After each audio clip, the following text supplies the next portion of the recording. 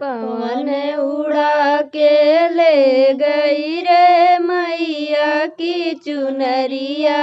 पवन उड़ा के ले गई रे मैया की चुनरिया। मैया की चुनरिया जब कैलाश पहुँची, मैया की चुनरिया जब कैलाश पहुँची, गौरा के मन को भा गई रे मैया की चुनरिया।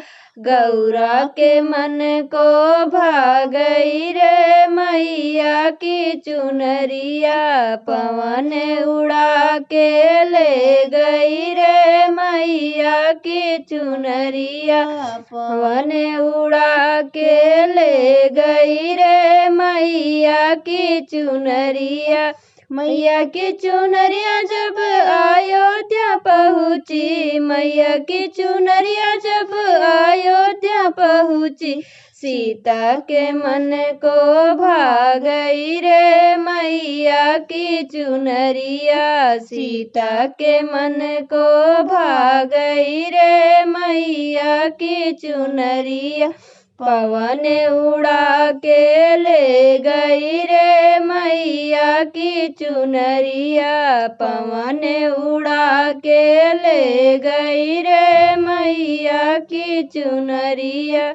मैया की चुनरिया जब मथुरा में पहुँची, मैया की चुनरिया जब मथुरा में पहुँची, राधा के मन को भा गई रे मैया की चुनरिया। राधा के मन को भा गई रे मैया की चुनरिया। पवन उड़ा के ले गई रे मैया की चुनरिया। पवन उड़ा के ले गई रे मैया की चुनरिया।